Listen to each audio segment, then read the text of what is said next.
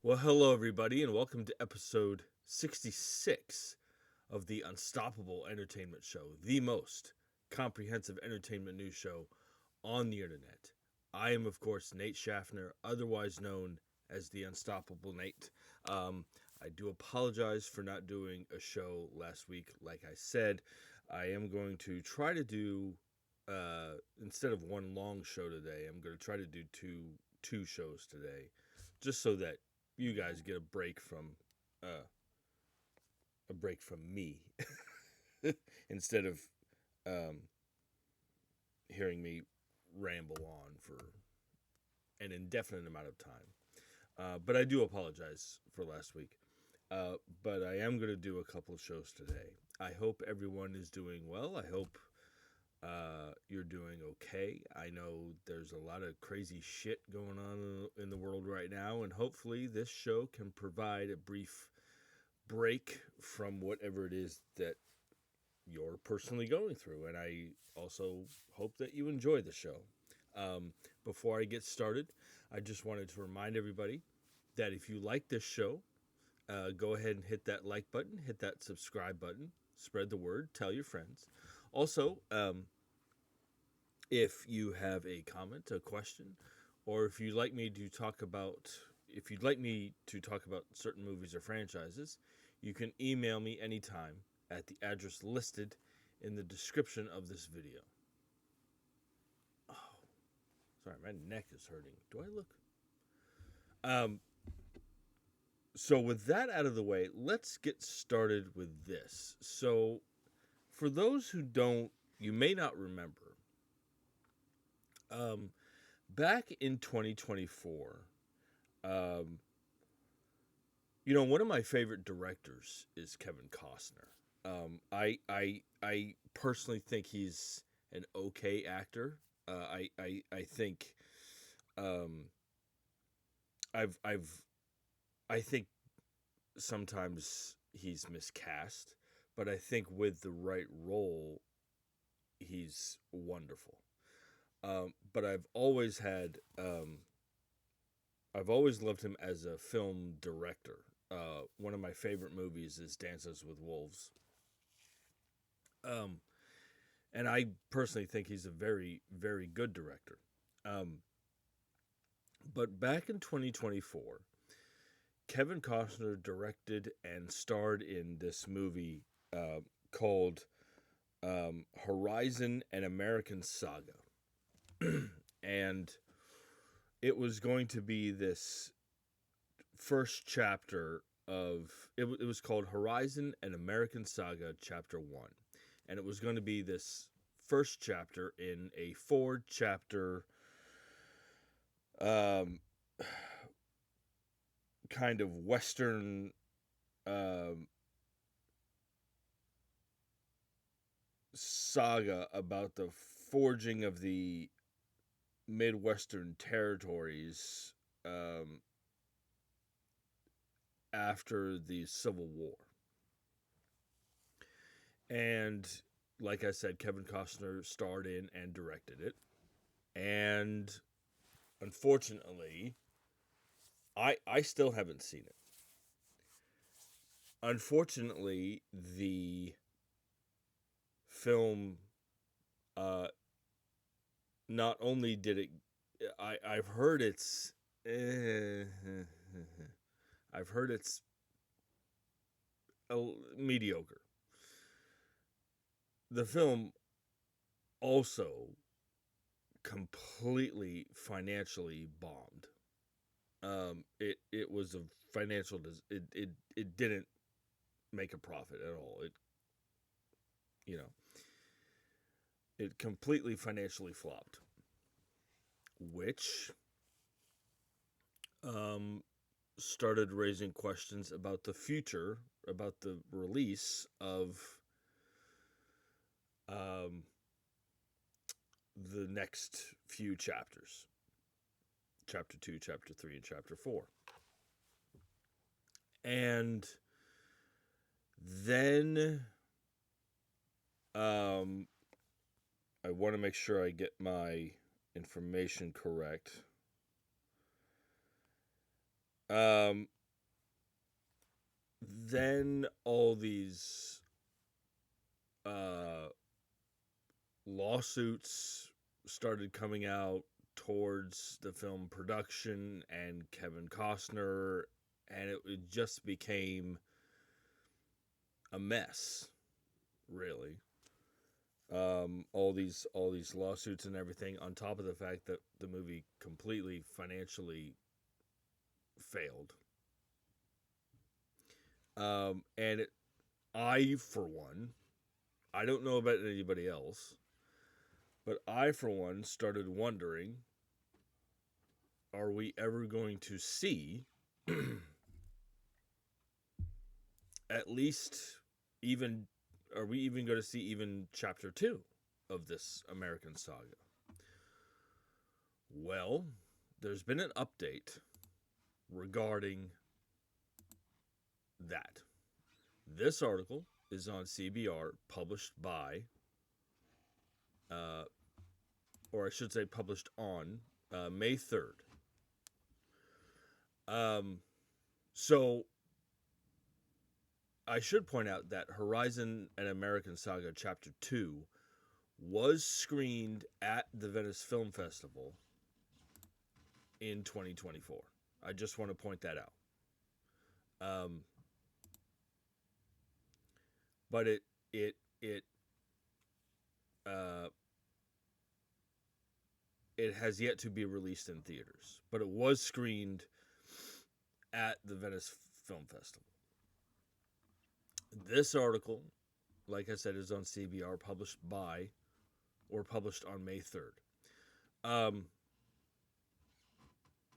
And a little ways down here, this article says, according to World of Real, a Warner Brothers source has shared that a 2026 release in theaters for the second Horizon film is, quote unquote, not in the plans at the studio. For the most part, the project has been, quote unquote, frozen due to the legal issues involving the film's star and director, Kevin Costner. Last year, the United Costume Corporation filed a lawsuit seeking $350,000 for unpaid costume fees for the Horizon films, excuse me, which followed a stunt double suing the filmmakers over a sexual assault scene that was allegedly unscripted. These cases have not yet been resolved.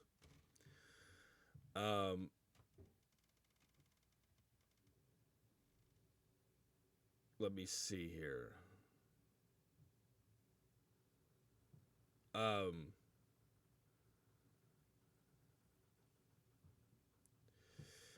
So it seems that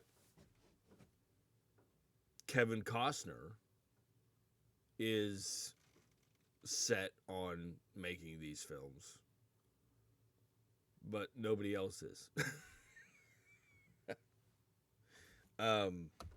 Which is unfortunate. You know, I like I said, I love Kevin Costner as director.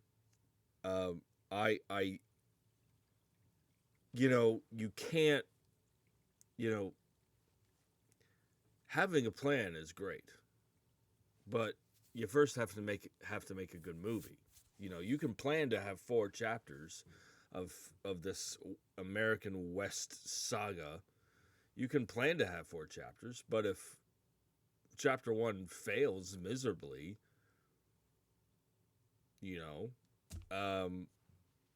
I think he got ahead of himself, and I think his ego got ahead of himself. So we're not getting Horizon and American Saga Chapter 2. We're not getting it this year. That's for certain. I'd be shocked if we got it at all. I wouldn't be surprised if Horizon Chapter 2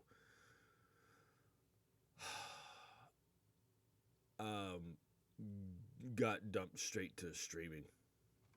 That wouldn't surprise me at all. And I know that I know that Kevin Costner has started filming chapters Chapter 3, I wouldn't be shocked at all if Chapter 3 got canceled. Chapter 3 and 4 got canceled. That wouldn't surprise me at all. I mean, you have a plan, but you first have to make a good first movie. And that combined with all the legal issues, I think this whole thing is just going to get shut down, to be honest with you. Which is unfortunate, but yeah. So I just wanted to talk about that for a little bit, and give you my thoughts. So jump in the comment section and give me yours if you feel so inclined. Sorry, my neck is. So yeah, so jump in the comment section and let me know your thoughts about that if you have them. Moving on here. So you guys, I've talked about before about my thoughts on the Disney live action remakes. I think they're hit and miss. I really enjoyed the live action Beauty and the Beast. I really enjoyed Cinderella. I loved the remake of Jungle Book. The Lion King remake disappointed me on a number of levels. I did not like the Dumbo remake, but Disney is going to, as long as they keep making money, Disney is going to continue cranking them out. So, for those who don't know, there is going to be a live-action remake of Tangled.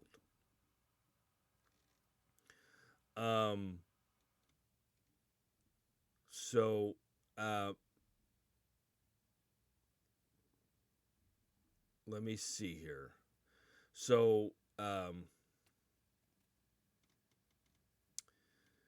There are going to be Rapunzel and Flynn Rider have already been cast by two, as far as I know, two unknowns, Tegan Croft and Milo Manheim. I believe I've talked about this before. Catherine Hahn is going to play Mother Gothel, which is perfect. And there's been some more casting news, and this is something that I found interesting.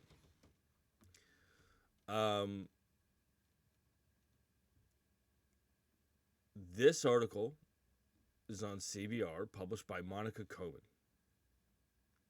And a little ways down here, this article points out that ahead of production start, Andor actor Diego Luna has joined the cast as well in a surprise role. He will play an original role, according to The Hollywood Reporter. Diego Luna has been cast in an original role for this Tangled live-action remake.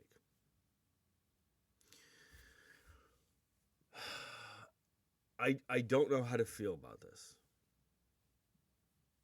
So, I was talking about this with my wife, Katie, actually, about this. And she's a Disney, like, I love Disney, but she's a fanatic. She falls asleep watching Lilo and Stitch. She's a Disney fanatic. But I was talking with her about this, and I said that Diego Luna is going to play an original character in this remake.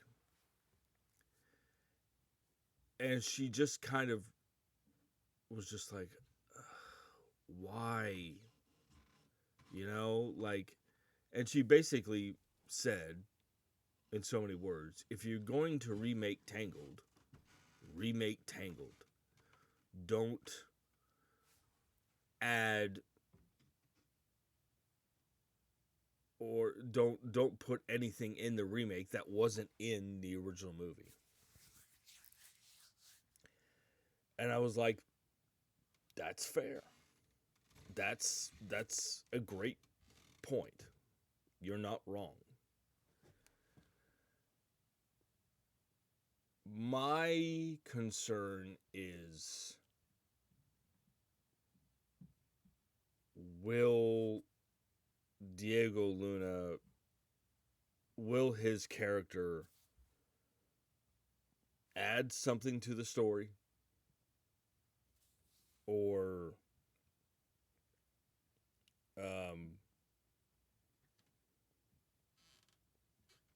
will it diminish the story? You know, is this necessary? You know, to put in an original character in a remake of a beloved modern classic. Is that necessary? I don't know. I will say this. I like Diego Luna in the few things that I've seen him in. He's great as Cassian Andor. He's great. Yeah. But I do understand, you know, if you're gonna remake Tangled, remake Tangled. Don't mess with it. My thoughts are, if it adds to the story, if it benefits the story, okay, great.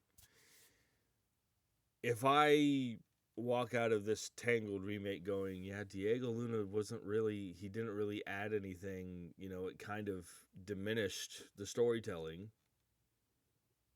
you know, that's different. So we'll see what happens. You know, I'm kind of indifferent about it. I know a lot of people. This is good. I know this is going to ruffle some feathers. This is going to ruffle some feathers, and I know that. I'm kind of indifferent about it. But what do you guys think? Jump in the comment section and let me know your thoughts.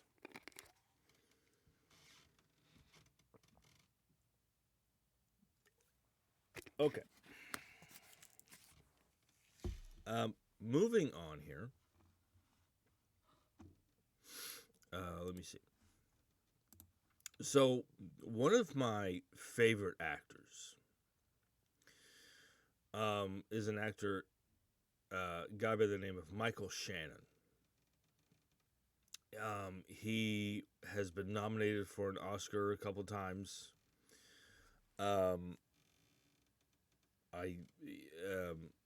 He was in this movie called Take Shelter.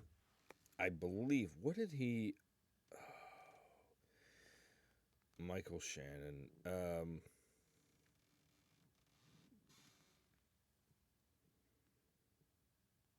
Yeah, he played.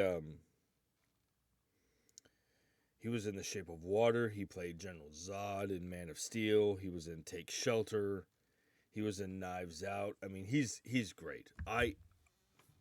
It's so funny, and the first time I saw Michael Shannon was he played one of the pilots in, or at least a mechanic in the awful Pearl Harbor movie that was directed by Michael Bay that starred Ben Affleck and Josh Hartnett. Oh God, that movie's terrible. But that was the first time I saw him. But he's a great actor. And he's really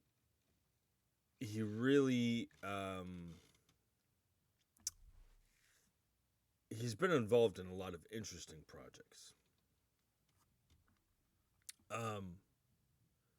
So he's got a new film. He's going to be in a new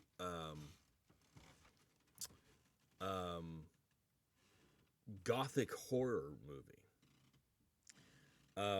This article is on Joe Blow, published by Steve Saig. Let me see here. So, he's going to be in this new gothic horror movie, King Snake, that is going to star Margaret Qualley from The Substance. I believe Margaret Qualley was also in the new movie that came out, I think, last year with Glenn Powell called How to Make a Killing. And Drew Starkey. I'm not familiar with Drew Starkey. He was in the Luca Guadagnino directed film called Queer with Daniel Craig.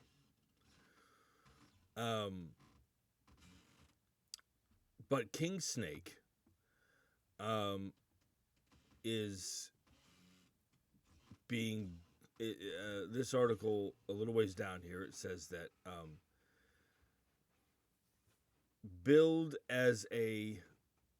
It's being advertised as a Southern Gothic horror tale. King Snake follows a young couple, played by Margaret Qualley and Drew Starkey, who inherit an Arkansas farm where they face real-world problems and supernatural forces, battling physical and metaphysical demons while confronting the property's dark legacy.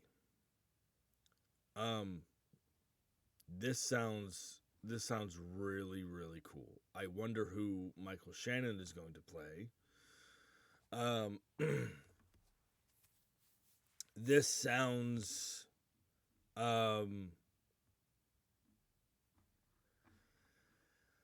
I love... Anybody who knows me knows that I love horror in all its forms. Gothic horror, folk horror. I just love that genre. You can do so much with it. And this reminds me of the first Conjuring movie, which I fucking love, by the way. This concept of this couple who inherits this farm, and it turns out that there's a dark history behind the property of the behind the farm, and they battle these supernatural forces, and it all goes to shit. And this sounds awesome. And I love supernatural gothic horror films. And it's I also, on a personal note, I love the idea of haunted houses. I'm just saying. So yeah. This sounds great. I love Michael Shannon. I think this is, yeah. So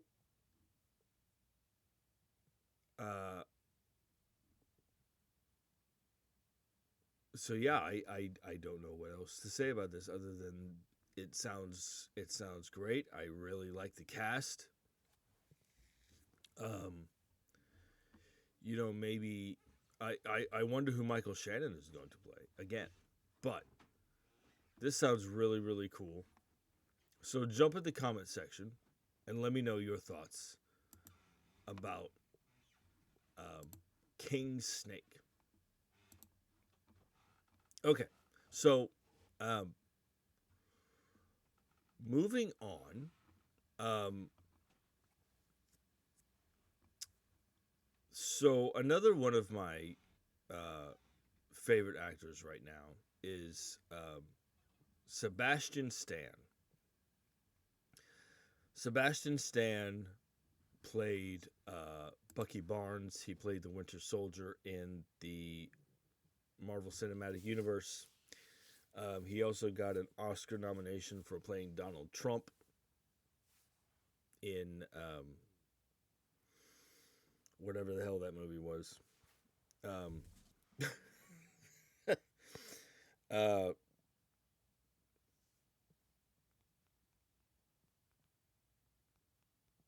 I should know it. Uh, The Apprentice. Yeah, naturally, it's called The Apprentice. He got the Oscar nomination for playing Donald Trump. I really enjoy watching him. And he's going to be in this new espionage thriller. Um, this article is on Joe Blow, published by E.J. Tangonen. Let me see here. Um, and it's going to be this espionage thriller titled Impunity.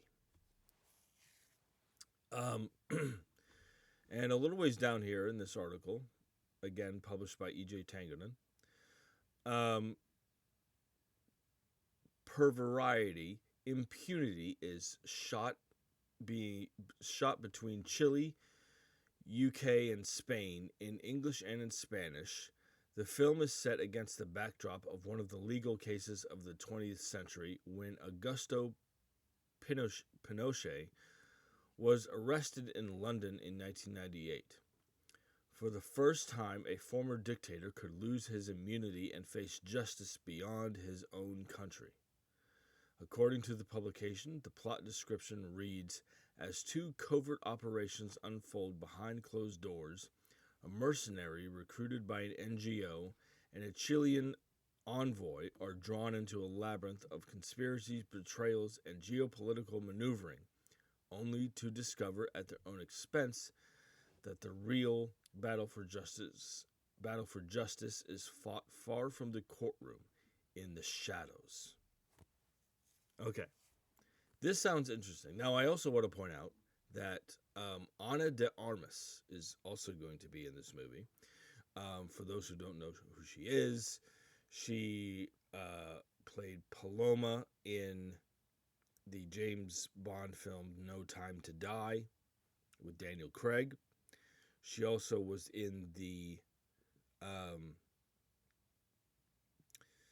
John Wick spin-off movie Ballerina, which I actually haven't seen. I've heard it's pretty damn good.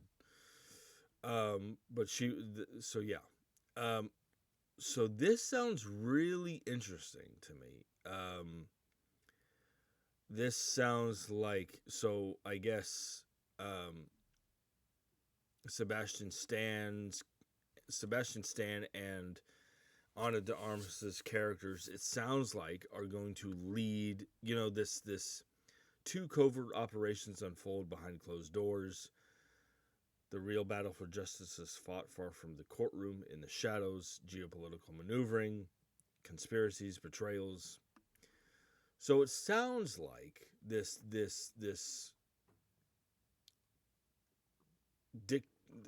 as far as the story goes, this former dictator could lose his immunity and face justice beyond his own country. So it sounds like Sebastian Stan and Ana de Armas' characters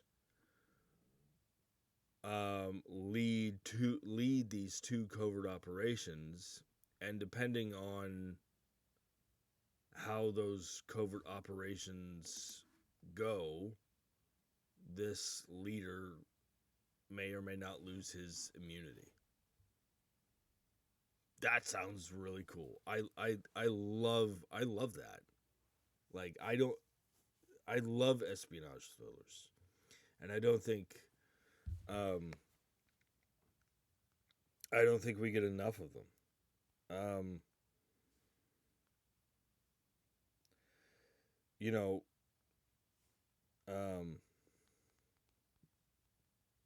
hold on just a second. Black Bag was great. The Bourne Identity.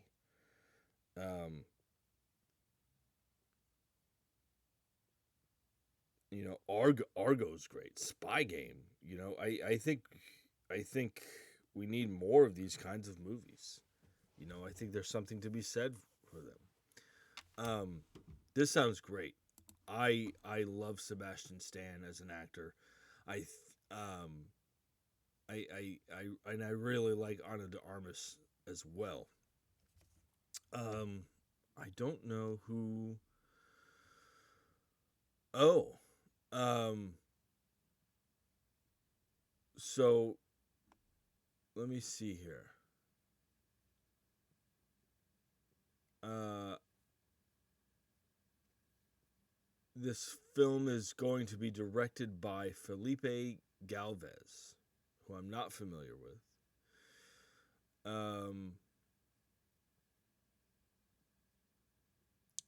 the story takes a look at one of the biggest. It's being adapted. I should have read this earlier. This movie is adapted from the book 38 Launders Street by renowned lawyer and best-selling author Felipe Sands. The story takes a look at one of the biggest international criminal cases since the Nuremberg trials. Um, so yeah, this sounds wonderful. This sounds great. I cannot wait for this. Now, Sebastian Stan and Ana de Armas are also on board as executive producers, so that means they have an even more personal investment in the film. Um, so yeah, this sounds great. This sounds really cool, and I think we need more of these kinds of movies.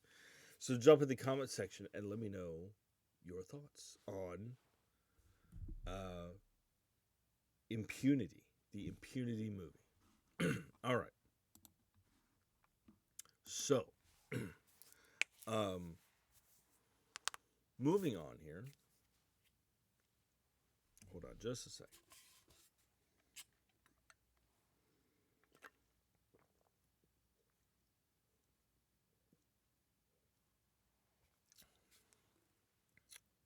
Um, okay. One of my favorite actresses um, is Scarlett Johansson. I think she is a powerhouse uh, workhorse of an actress. Um, she can. I think she can do. Excuse me. I think she can do anything. Quite honestly. Um, now, she is going to be in this new movie called. Well, let me just say this first. So there's a filmmaker who's made two or three films called. There's a filmmaker by the name of Ari Aster who I have been meaning to watch his films. He directed films called he directed the Hereditary with Toni Collette. He directed uh, Midsommar or Midsummer with Florence Pugh. He also directed Eddington, this movie called Eddington, with Pedro Pascal and uh, the Mandalorian. Um, Pedro not Pedro Pascal is the Mandalorian. Joaquin Phoenix, Pedro Pascal, and Joaquin Phoenix. Um, and I've been meaning to watch his films. I just haven't gotten around to it. So Scarlett Johansson and Ari Aster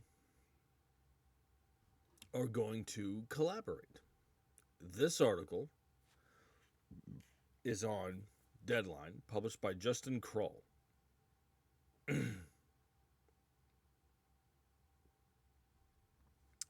This article says, after taking his time in figuring out what his next original feature would be, Ari Aster looks to have not only zeroed in on that project, but found another A-lister to star in it. Sources tell Deadline that Astor is directing the pick Scapegoat from a script he penned that has Scarlett Johansson set to star.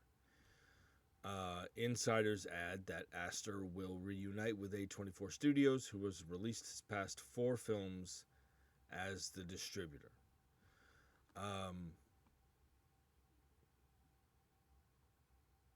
As is the case with all Ari Aster films, plot details are being kept under wraps.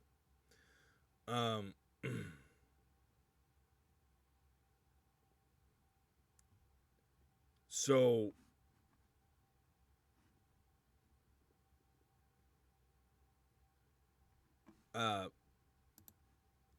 this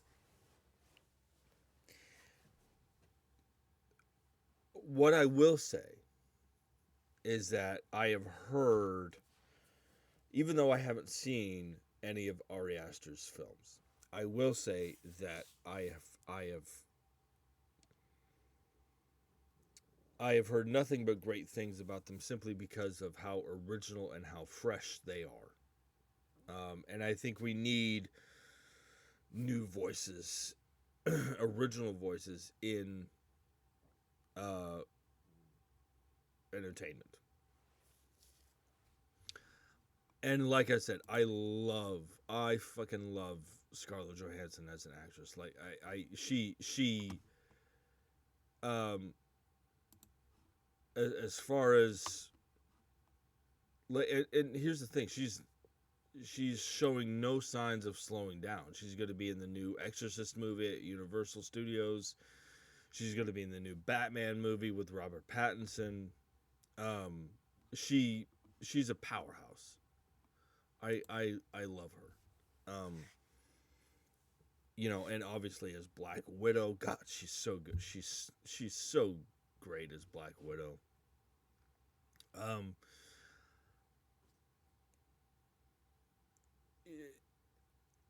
I am eagerly anticipating what this movie is going to be. Now, I have heard, I will say, that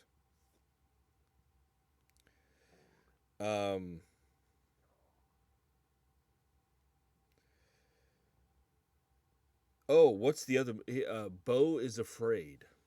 That's the other movie that Ari Aster directed.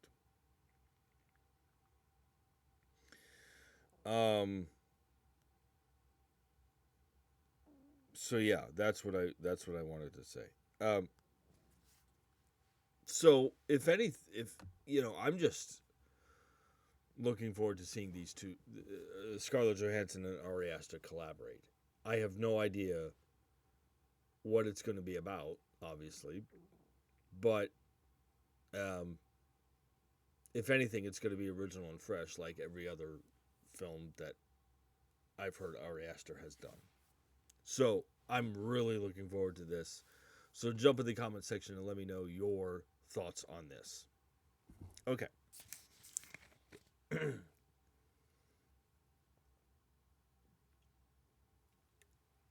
So, moving on. One of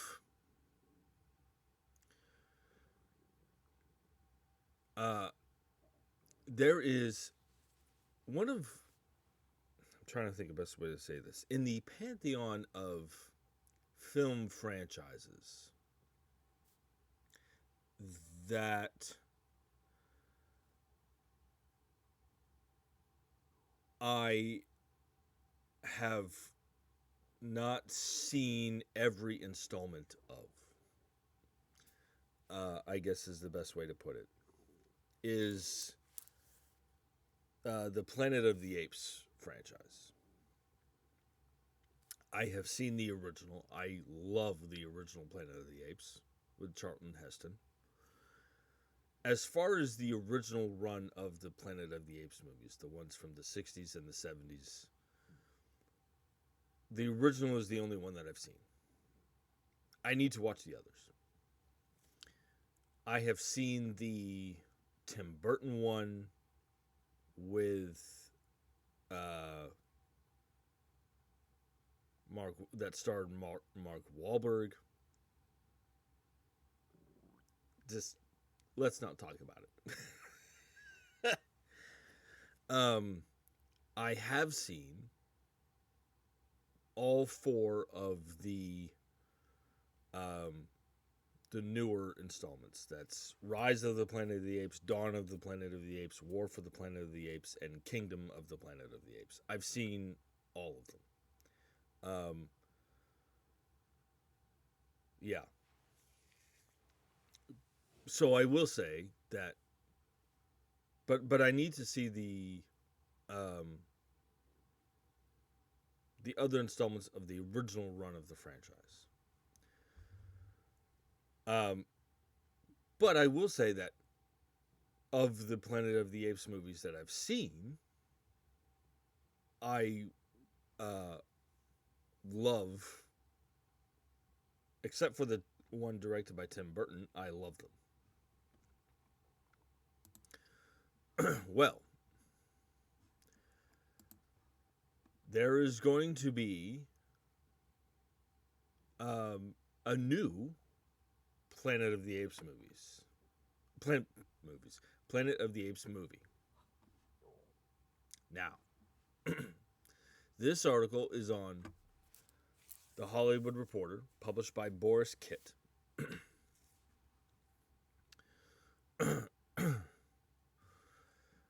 This article says 20th Century Studios is returning to Planet of the Apes. Matt Shakman, who directed Marvel Studios' The Fantastic Four First Steps, has been tapped to helm a new installment of the long-running sci-fi property, The Hollywood Reporter has confirmed. Let me see here. And this article does go on to say, in a twist worthy of an astronaut seeing the Statue of Liberty on a seashore. It's awesome. The new feature project will not be a sequel to Kingdom of the Planet of the Apes. Kingdom of the Planet of the Apes was a continuation of the trilogy produced starting in 2011 that rebooted the franchise and focused on the rise of the ape leader known as Caesar. A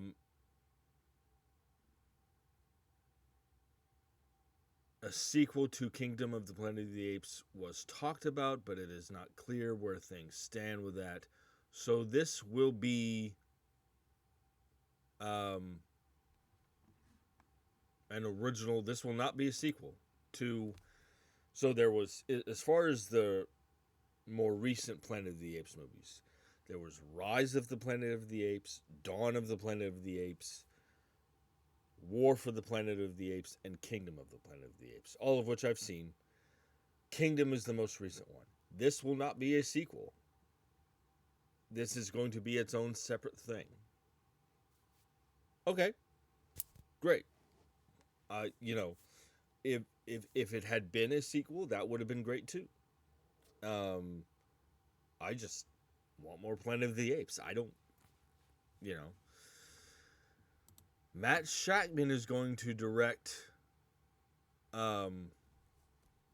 this Planet of the Apes movie.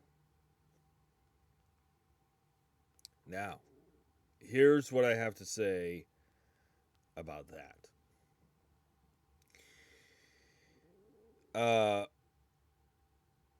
Matt Shakman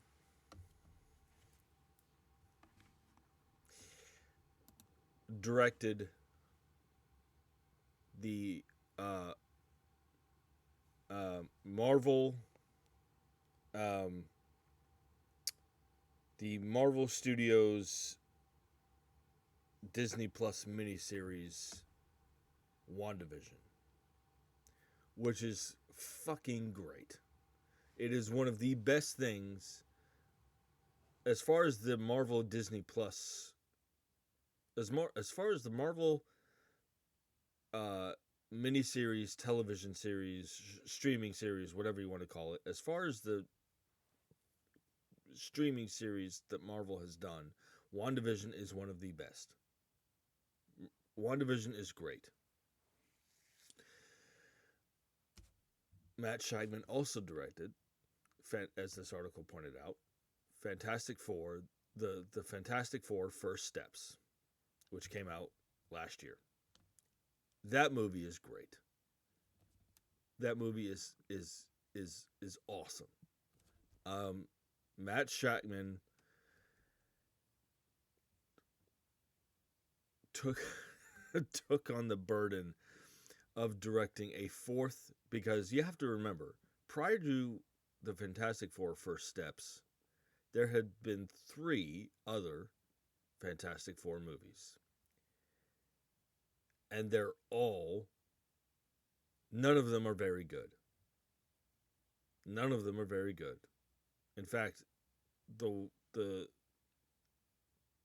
were 2 in there was one in 2005. There was Fantastic Four in 2005, Fantastic Four: Rise of the Silver Surfer in 2007, and then there was a reinvention in 2015 with Michael B. Jordan and Miles Teller. That was terrible. It was bloody awful. So Matt Scheidman took on the unenviable task of, I guarantee you there were people going, God, another Fantastic Four movie. How in the blazes are they going to fuck this up this time? And they didn't. And Fantastic Four First Steps is great. It's awesome. Matt Scheidman took on this unenviable task, and he wildly succeeded. Matt Scheidman directing Planet of the Apes is awesome. You can really, as far as a lot of times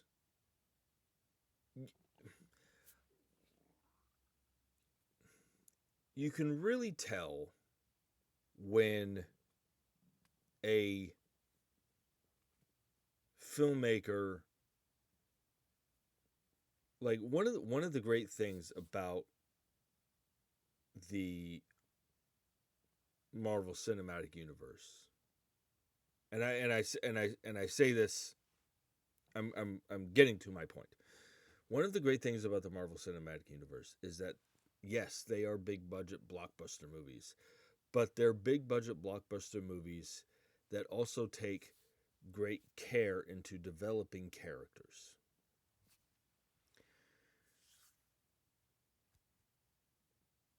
WandaVision did that in spades. The Fantastic Four First Steps did that in spades.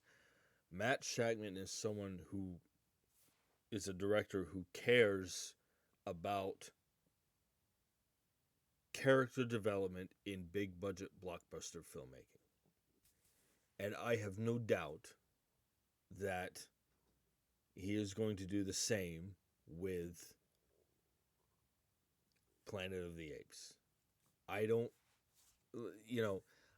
as far as it not being a sequel to Kingdom, fine. That doesn't bother me at all. If it had been a sequel, that would have been fine too. I just want more good Planet of the Apes movies. And I think Matt Scheidman is a great person to do it. I love science fiction. The Planet of the Apes movies that I've seen, I've except for the Tim Burton one, I've loved. I cannot wait for this. I am so stoked for this. So, jump in the comment section and let me know your thoughts on Matt Scheidman directing a new installment of the Planet of the Apes film franchise. All right, hold on just a second. Okay. So, moving on here. Let me see. Where was I?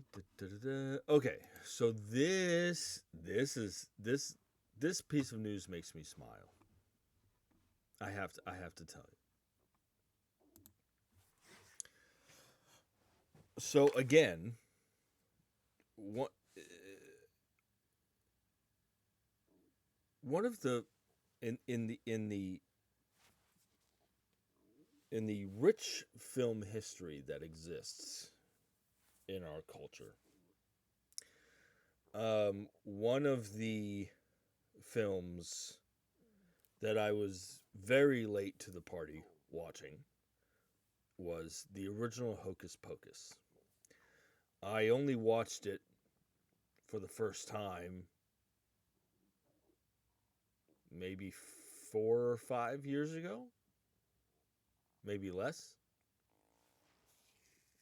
And I loved it. I loved it. It's great. Bette Midler's great. Sarah Jessica Parker's great. Sarah Jessica Parker's great. You know, amok.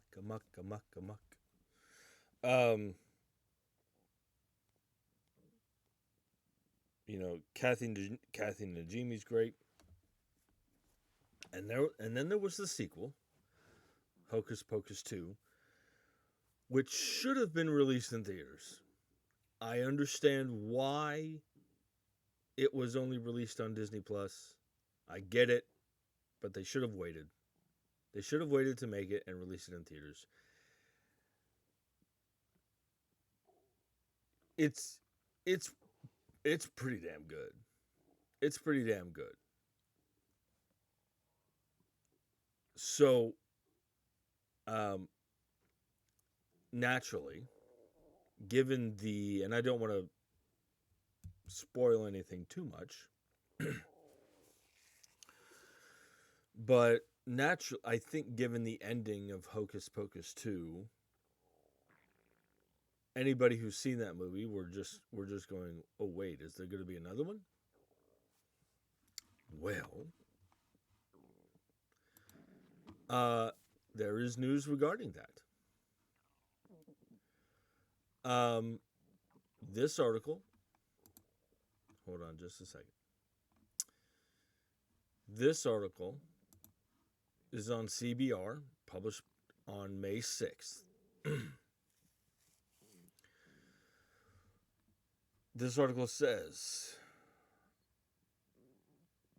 a third Hocus Pocus movie is officially in the works at Disney.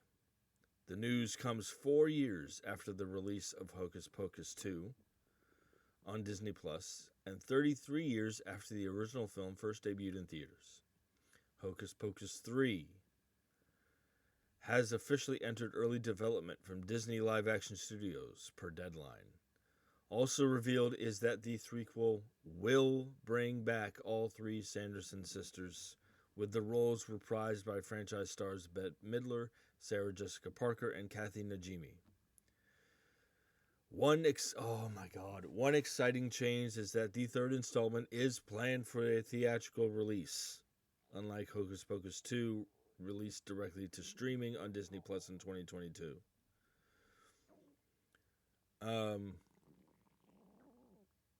Let me see here. Currently, there are no plot details known about Hocus Pocus 3. It's also unclear if any other actors from the previous two films will be joining Bette Midler, Sarah Jessica Parker, and Kathy Najimy. Okay, first of all, thank Odin that this movie is going to be released in theaters. People are going to flock to see this, and I'm going to be one of them. People are going to flock to see Hocus Pocus 3. Just because of, I mean, it's Hocus Pocus. Like, come on now. So that's great. That's awesome. And I love that. I mean, naturally, you can't do Hocus Pocus without all three Sanderson sisters. You can't.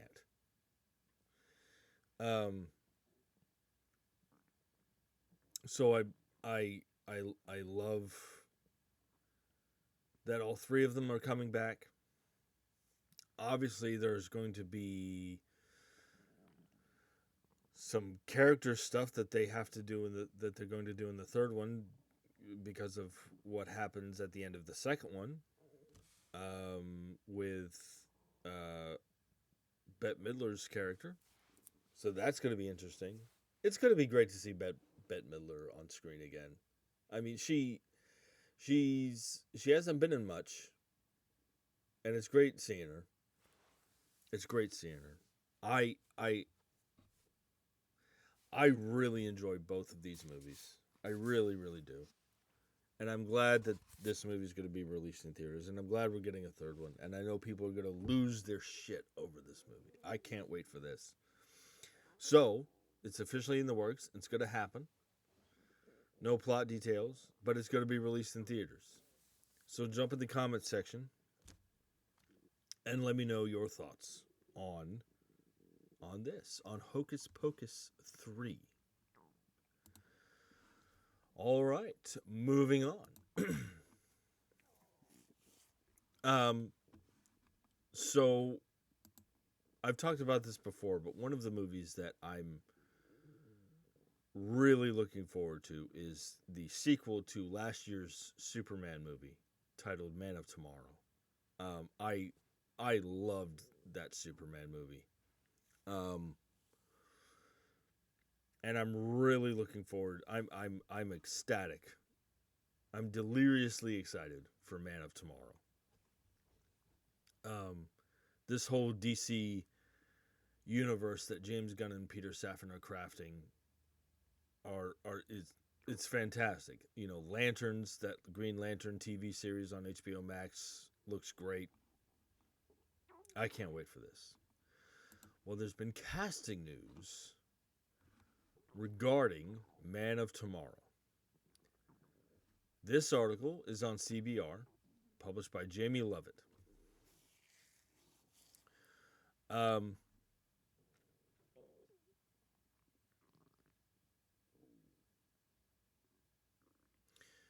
And this article basically says that Matthew Lillard has joined Man of Tomorrow in an undisclosed role.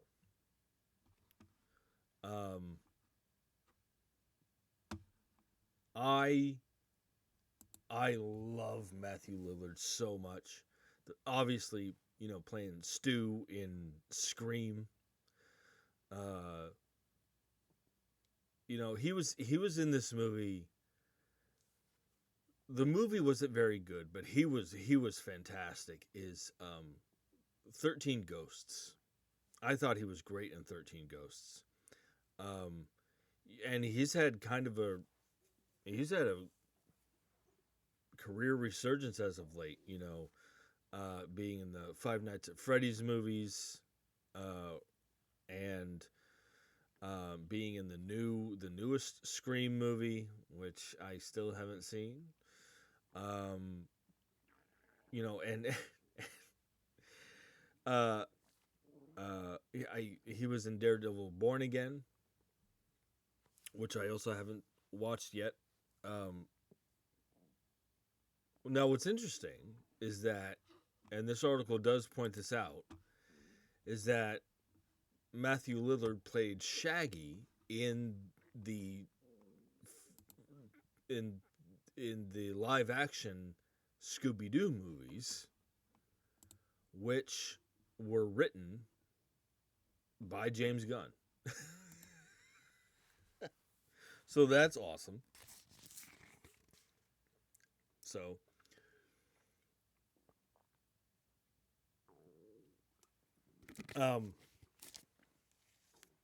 So yeah, Matthew Lillard is going to be in Man of Tomorrow in an undisclosed role. Great. Awesome. Reuniting with James Gunn. Matthew Lillard always comes across as someone who, like watching him, he has this presence on screen, and he has this like charisma that you just can't take your eyes off of him. You know, he's just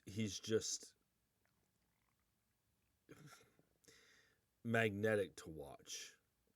Like he just creates these characters, and uh I love watching him. So and it's going to be great seeing him in Man of Tomorrow. I can't wait for this movie. I you know, you're going to have Brainiac, you're going to have Matthew Lillard, you're going to have Lex Luthor, you're going to have Maxima. This movie's going to be awesome. This movie's going to be awesome. Excuse me. So jump in the comment section and let me know your thoughts on Matthew Lillard joining Man of Tomorrow. Okay. Well, this is the part of the show. I say that as if this is a regular part of the show. This is the part of this particular episode where, and to be honest with you, I was not looking forward to talking about this.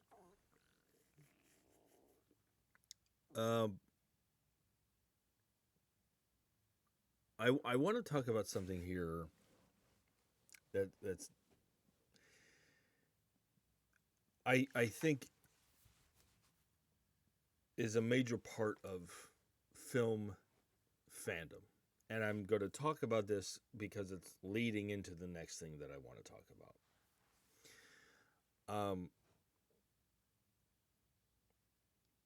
I was having a conversation with a coworker the other day about separating the art from the artist. And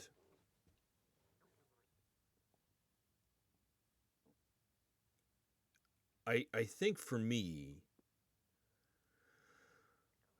I think for me personally, it depends on the severity, the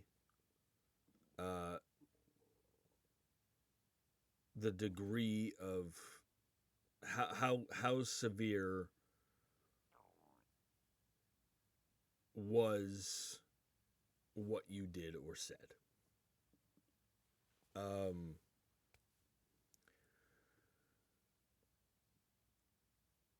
And now that being said, depending on how severe it was, it's a very black and white issue for me. You know, depending on what you did, fuck you. I'm never going to support you ever again. You know, I'm never going to be interested in anything that you do ever again. However, I also feel that if you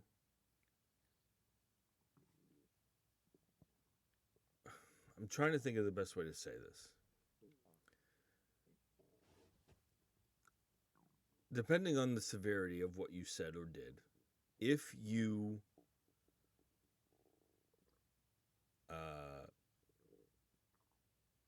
seek help,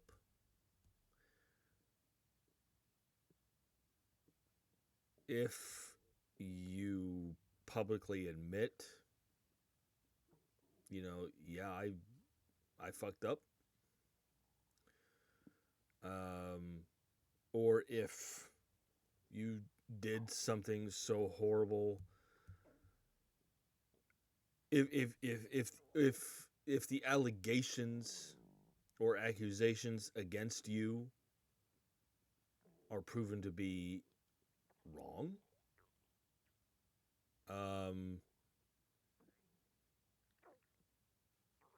You know,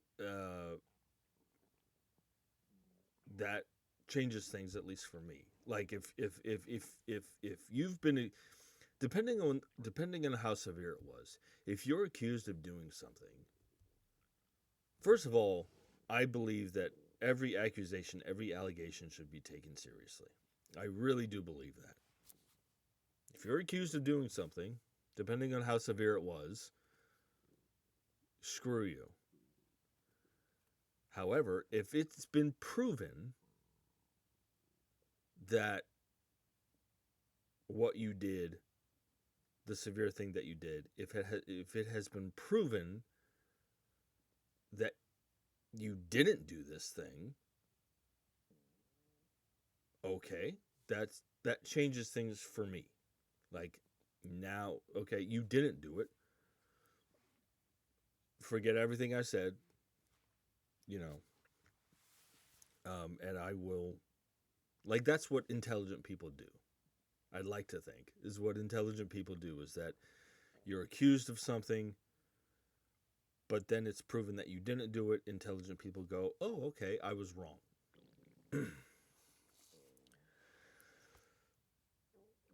So I want to give an example about this before I get into what I want to talk about. I was having a conversation with a coworker about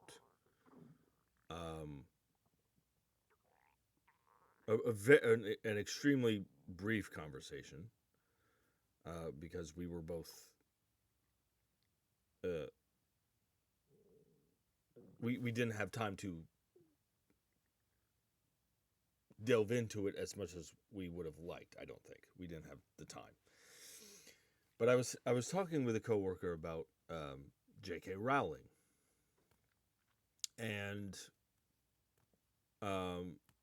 this coworker friend of mine, she said that basically fuck J.K. Rowling, and she can't. There's that new Harry Potter TV series that's going to come to HBO Max, and she's like, I can't. I don't want anything to do with that because of J.K. Rowling. And I'm like, that's perfectly understandable. I get that. And I told her, I said, by the way, I agree with you that J.K. Rowling has said some horrible, terrible things.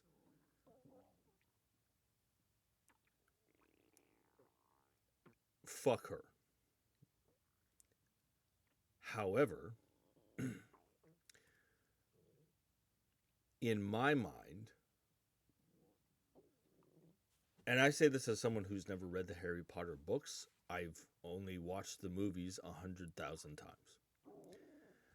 I can watch the Harry Potter movies. I can separate the art from the artist, because the Harry Potter movies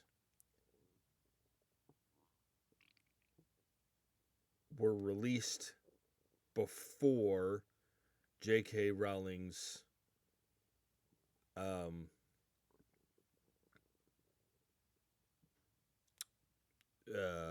thoughts and opinions became public. I can separate that.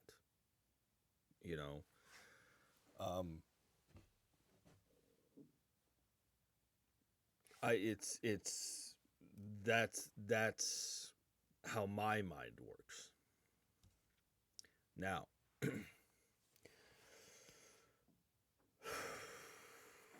I understand. Now, this leads to what I want to get into.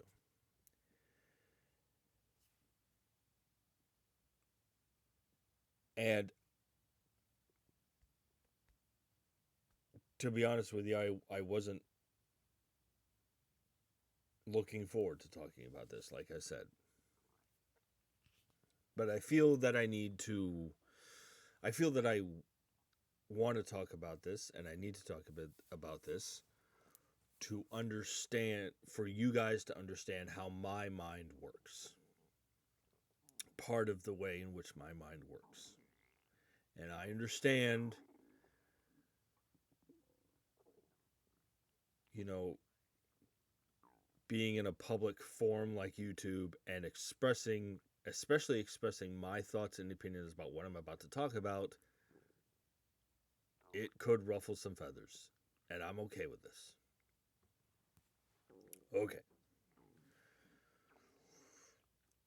When I started really getting into film, like film is something that I studied, and I decided that I wanted to become a filmmaker. Now, granted, it took me several years to get off my ass and do that, but when I really started studying film and deciding that I was going to become a filmmaker eventually, was in high school. And one of my favorite actors, when I started watching movies, was Kevin Spacey. He was in one of my favorite movies, American Beauty, which was directed by Sam Mendes.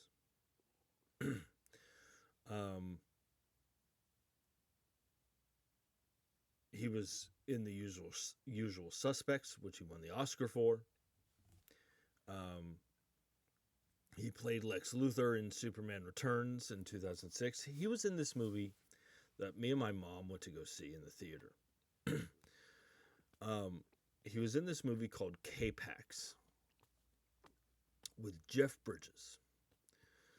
The movie isn't very good, but he is great in it. I've always thought he's a great actor. Always. Now, unfortunately,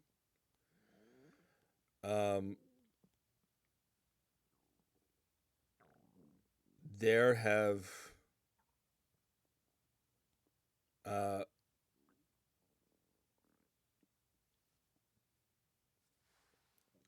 he had in I want to get my information correct.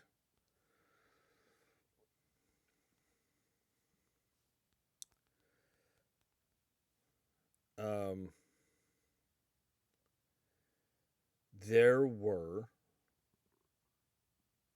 I think back in, excuse me, I just want to make sure that I get my information correct.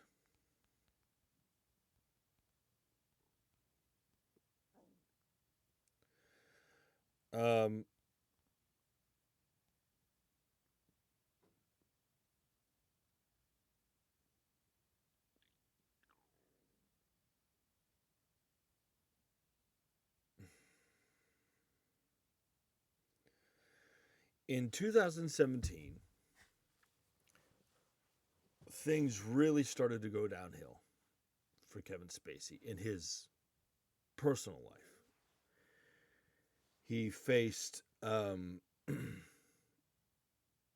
numerous allegations of sexual misconduct. There was even a movie that he was going to be in called All the Money in the World, directed by Ridley Scott.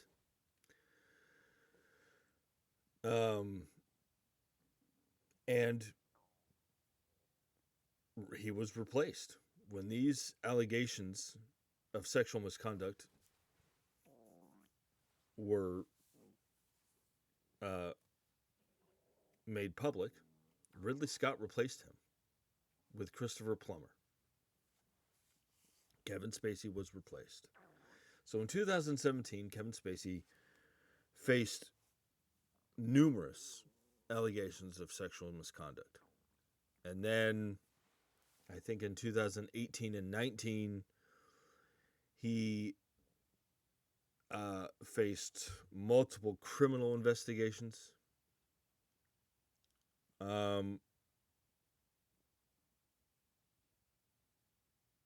However, in each of these cases, Kevin Spacey was either not, what's the term I'm looking for?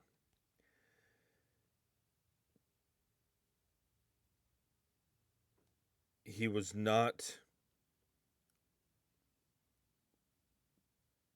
either not formally charged, or the charges against him were dropped due to various reasons.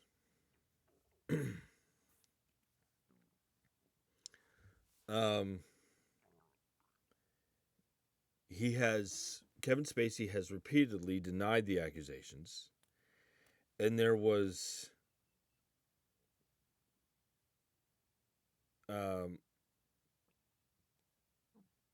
a case in London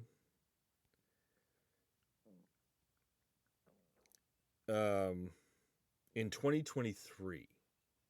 So I want to go through this a little bit.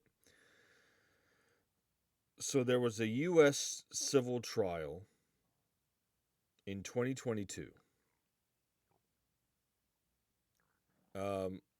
A federal jury in New York found Kevin Spacey not liable for battery in a $40 million lawsuit brought by actor Anthony Rapp. So he was found not liable for battery. There was a UK criminal trial. A London jury found Kevin Spacey not guilty on all 9 counts of sexual assault and other related offenses regarding allegations from 4 men. Found not guilty. And then there was a settlement in 2026. 3 men had separate civil claims for alleged psychiatric damage and financial loss scheduled for trial in late 2026, but Kevin Spacey agreed to an out-of-court settlement. So,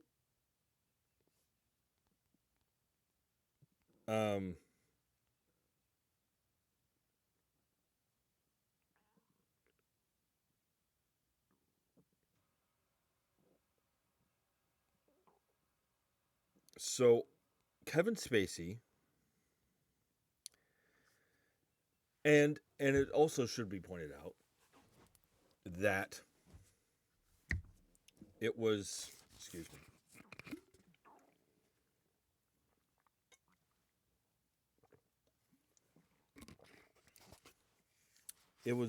I also want to point out that during the time in which all these charges and legal battles were happening, it was during this time that Kevin Spacey made the choice to come out as gay.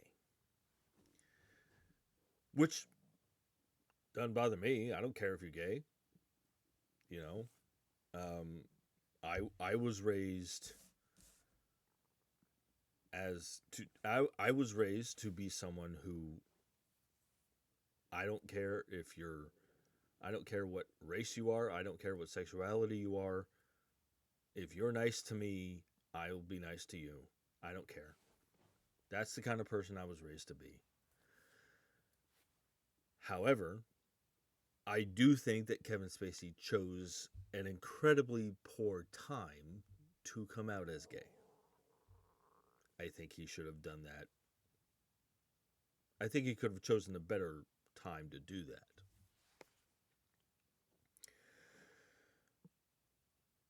But the fact is that Kevin Spacey has faced multiple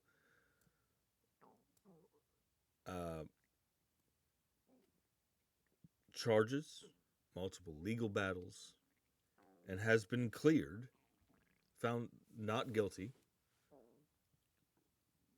in all of them. So let me tell you how my brain works.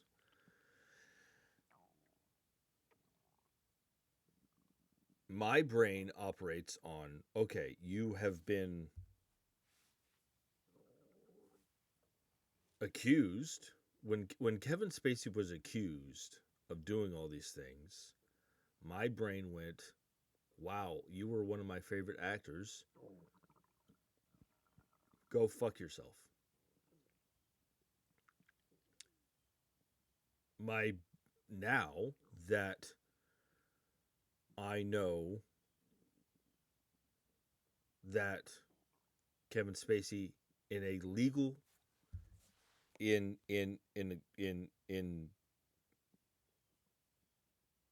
legal battles, multiple legal battles, has been found not guilty, my brain goes, "Wow, okay, I was wrong." That's just how my brain works. If your brain works differently, I'm not going to tell you you're wrong. If anybody out there still thinks, if anybody out there still doesn't think too highly of Kevin Spacey and chooses not to support him or, be a fan or whatever, that is your choice. And I'm not going to tell you you're wrong. But I'm sitting here telling you now that my brain operates on the fact that in multiple legal battles, Kevin Spacey was found not guilty.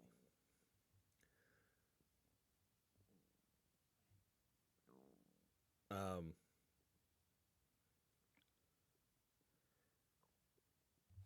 um,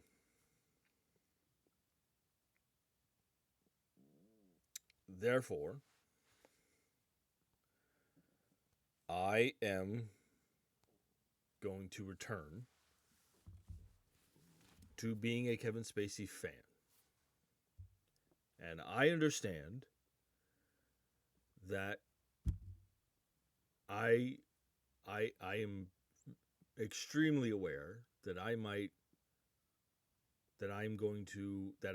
extremely aware that it's possible I'm going to garner some heat for this. And I am accepting that. And if you have any questions, if you want to call me out, or if you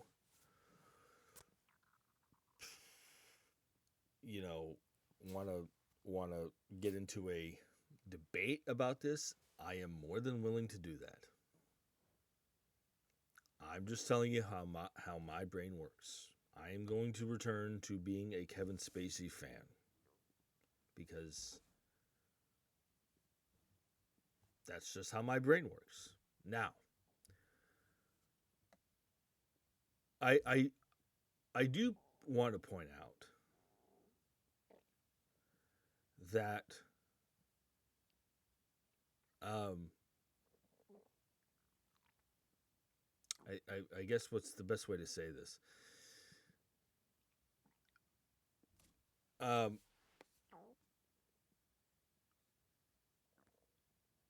when when Kevin Spacey was going through all these legal battles, and he was continuously being found not guilty, I do have to admit that I started to wonder, will the film fan community be will Kevin Spacey, could he make a comeback? I still don't know if that will happen. I'd like it to, but I don't know if the general movie-going public would allow that. I think Kevin Spacey is a great actor. I do. As far as his legal battles are concerned, my brain operates on the fact that I was wrong.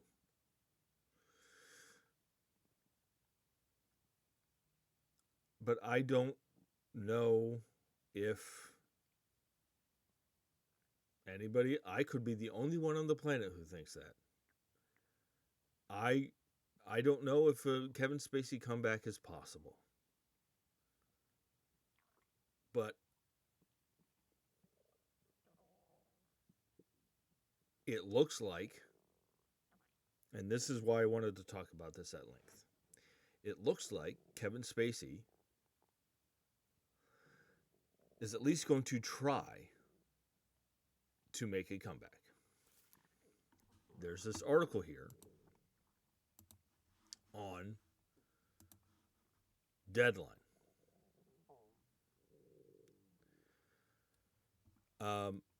Published by Zach Nateem. This article says Kevin Spacey has signed on to lead a World War II drama titled Melodies in the Forest. This article goes on to say that Kevin Spacey will star as Peter Novotny, an 85-year-old world-renowned conductor whose buried wartime past violently resurfaces. The cast also includes John Savage from The Deer Hunter, Vincent Spano from Rumblefish, and some other cast members who I'm not familiar with, and quite honestly, I am going to butcher their names if I try to pronounce them. The film was written and directed by Roberto Lapolis, whose previous work includes The Cat and the Moon. The official synopsis reads, when celebrated conductor Peter Novotny is abducted during a routine walk, he recognizes his captor as Yosef, a Jewish composer he encountered in Terezin in 1942. As investigators close in, Novotny's children discover a hidden memoir that rewrites everything they believed about their father, forcing a reckoning with guilt, complicity, and the cost of survival. This sounds great to me. You know, I love movies. I've talked about this before, but I love movies where, you know,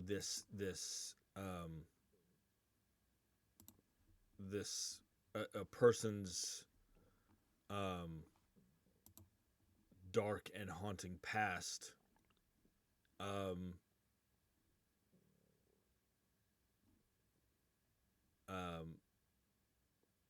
resurfaces, and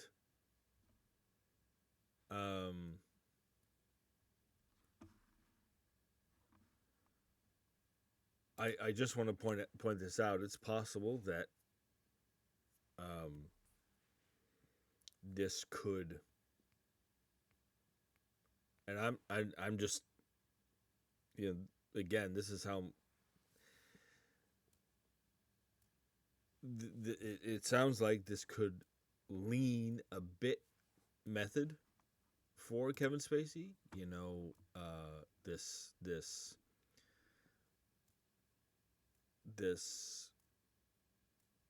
memoir that rewrites everything they believed about his character. You know, this reckoning with guilt, complicity, and the cost of survival.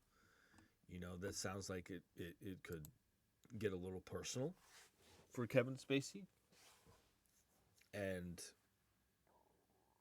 you know, he could possibly get a little method with playing this character. This sounds great to me. I love movies. Again, I love movies like this. And it's going to be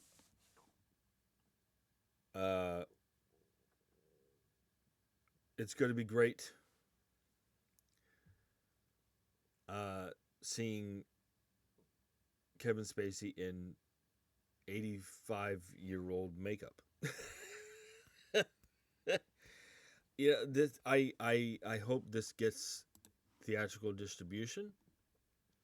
It looks like again, Kevin Spacey is attempting a comeback. Again, I don't know if general film going audiences will allow that. This sounds great. I love Kevin Spacey as an actor.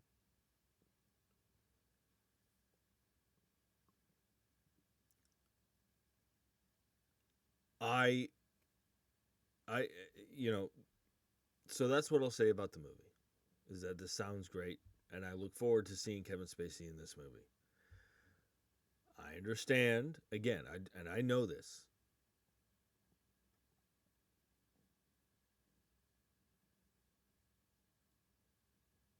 If you want to debate about this with me or call me out or whatever, I am more than willing to do that. I just want to say that. But this movie sounds great to me. So jump in the comment section if you want. And tell me what you think about this. Do you think that I'm wrong in feeling the way that I do about Kevin Spacey? Do you or do you feel differently? Do you feel the same as I do?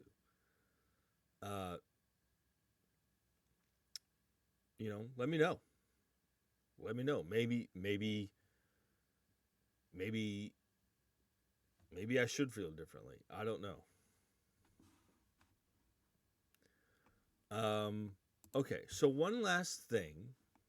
Yeah, please, let me know your thoughts about this, or if you have any about this specific piece of news. Okay, one last thing before I wrap this episode up. Speaking of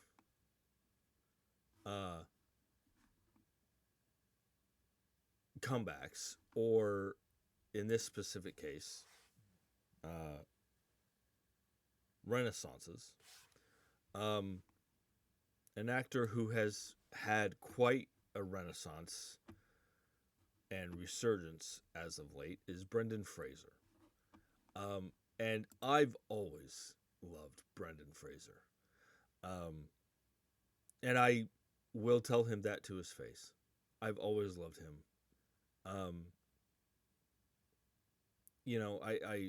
I again, watching those mummy movies when I was in high school. He was in the Best Picture winning movie Crash. I thought he was great in that movie.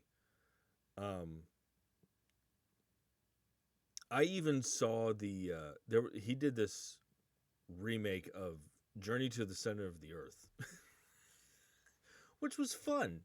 It was fun. It wasn't high art, but it was fun. I believe, who directed that? It came out in 2008. It had Josh Hutcherson in it. And it's actually a decent movie. It's a decent movie.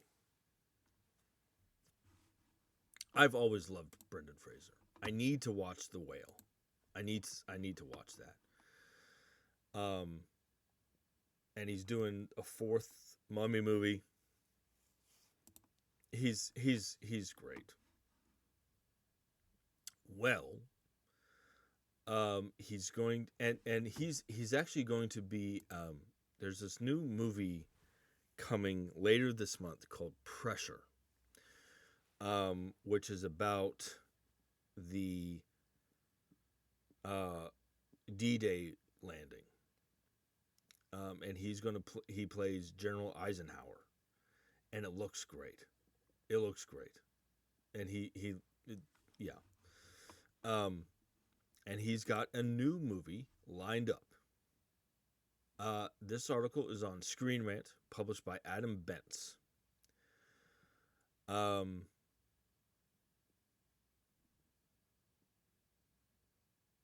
This article says, ever since winning an Academy Award for The Whale, Fraser's career has been reinvigorated with a litany of roles, including Martin Scorsese's Killers of the Flower Moon and the acclaimed Rental Family. His upcoming roles include President Dwight D. Eisenhower in Pressure, returning to the Mummy franchise alongside Rachel Weisz, and now a new sci-fi thriller. Per Deadline, Brendan Fraser is set to star in the cosmic sci-fi thriller Starman, written and directed by Josh Wakely, who won a Daytime Emmy Award in 2017 for the children's animated series Beat Bugs. Fraser will play visionary technologist Tom Adams, an architect of the future, who launches a historic expedition to Mars, positioning himself at the forefront of humanity's next frontier. But when unforeseen events find him millions of miles from Earth, his mission becomes an unexpected and urgent race against time, driven not by survival alone, but by love.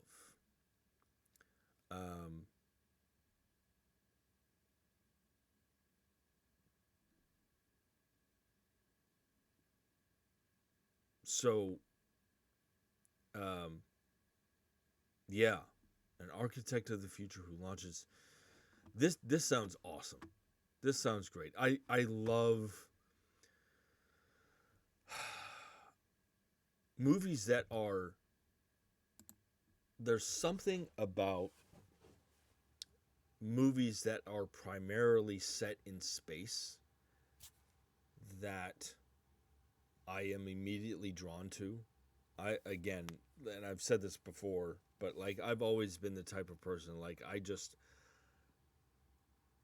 sometimes I find myself looking up at the sky and in wonderment, like my curiosity, what's out there. I loved my wife Katie and I watched the National Geographic documentary series about the Mars rovers, which we loved. I when it comes to watching things like that, I just love watching smart people do cool shit. This sounds great. This sounds like a little bit like a blend of The Martian and Project Hail Mary.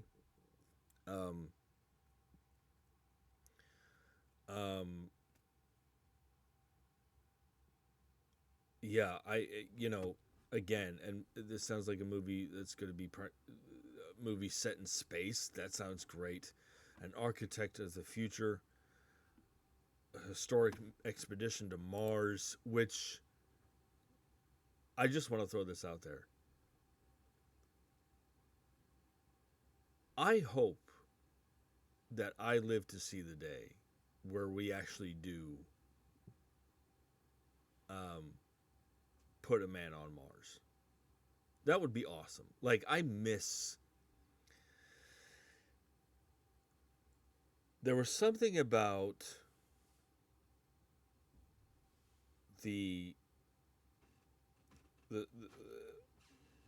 one of the reasons why I'm drawn to, when it comes to watching things about the space race, I love the idea that us as a human race, I love that we were explorers. We wanted to explore space, and I miss that. I would love to see a manned mission to Mars. I would love to see that. So I just wanted to throw that out there. This sounds awesome, and Brendan Fraser,